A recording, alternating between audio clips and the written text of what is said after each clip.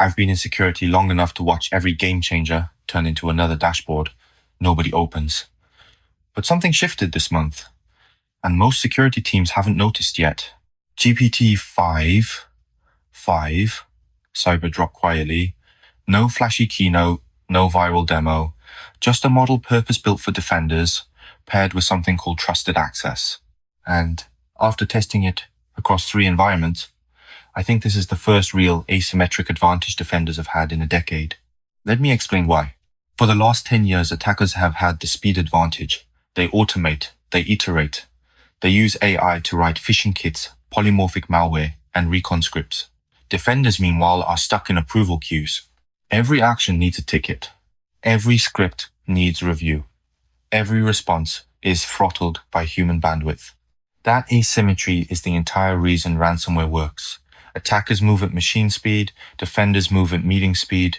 GPT-5.5-Cyber is reportedly the first model that closes this gap, not by being smarter, but by being trusted to act. And that's where trusted access changes everything. Let's break this down into 5 things you actually need to know. Part 1. What trusted access actually is. Most people hear AI agent and picture a chatbot with API keys. That's not this.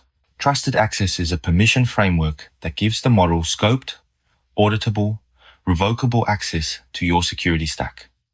Your SIEM, your EDR, your identity provider, your firewall. The key word is scoped. The model doesn't get admin. It gets a defined surface. You can quarantine endpoints in this segment. You can disable user sessions matching these conditions. You cannot touch production databases. Every action is logged with cryptographic attestation. Every decision has a reasoning trace, and every permission can be revoked in one click. This sounds boring. It's not. This is the missing piece that turns AI from advisor to operator. Part 2. Why this beats the SOAR playbook era. If you've worked in a SOC, you know SOAR. Security orchestration, automation, and response. The promise was beautiful. The reality was 400 brittle playbooks that broke every time a vendor changed an API. SOAR failed because it required you to predict every scenario in advance. Write the if, this, then, that. Maintain it forever. GPT-5.5-Cyber inverts this. You don't write playbooks, you write policies. Contain anything that matches lateral movement patterns. Escalate anything involving executive accounts. Never touch the payment system without human approval. The model handles the reasoning. The policy handles the guardrails. The playbook generates itself per incident. I tested this against a simulated ransomware detonation. The model isolated patient 0 in 14 seconds. It traced the credential reuse across 3 accounts. It revoked sessions, rotated tokens, and opened a ticket all before the human analyst finished reading the alert. That's not faster SOAR. That's a different category of defense. Part 3. The threat intel feedback loop. Here's the part that genuinely surprised me. GPT-5.5-Cyber doesn't just respond. It learns from your environment. Every contained incident becomes training context for your tenant, not the global model, your isolated instance. So when an attacker tries a variation of the same technique 2 weeks later, the model recognizes the family, even if the indicators are completely different. Traditional detection is signature-based or behavior-based. Both are noisy. This is intent-based. The model is reportedly tracking the goal of the attacker, not just the artifacts they leave behind. For red teamers watching this, yes, this changes your job too. The cheap tricks stop working. Living off the land binaries, timing evasion, low and slow exfil the model appears to catch patterns that humans miss because it never gets tired and never context switches. Part 4. The trust problem nobody is solving correctly. This is where most companies will get it wrong. They'll see GPT-5.5-Cyber, get excited, and hand it God mode access to everything. 6 months later, there will be a headline. An AI agent will delete production. A misconfigured permission will leak a customer database, and the industry will pull back hard. Don't be that company.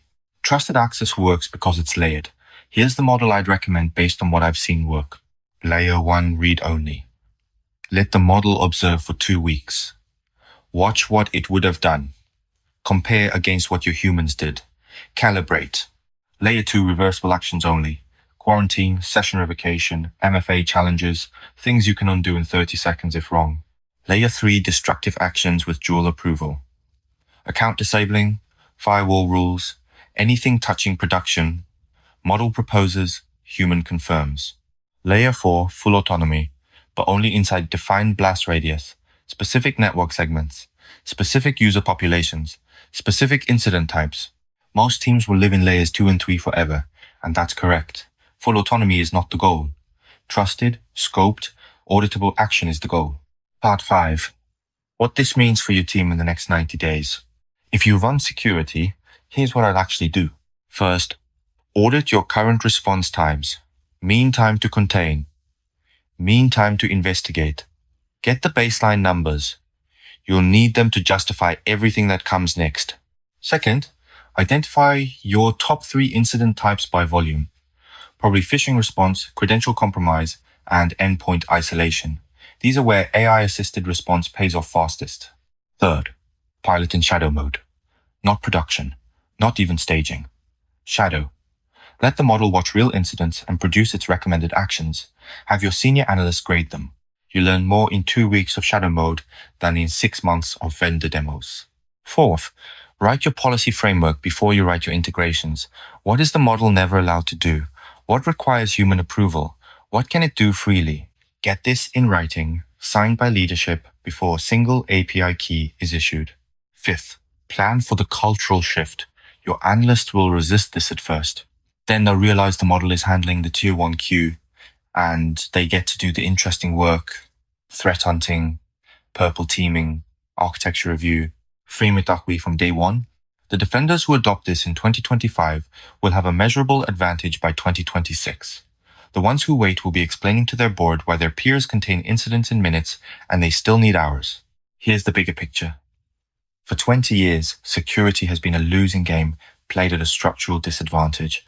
Attackers only need to be right once. Defenders need to be right always. AI doesn't fix that math directly, but trusted access changes the speed of the response, and speed is the variable that's been broken the longest.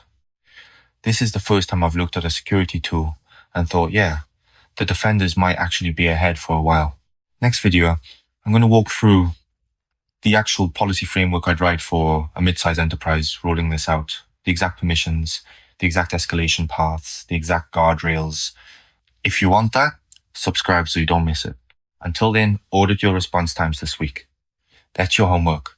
You can't measure improvement without a baseline. Talk soon.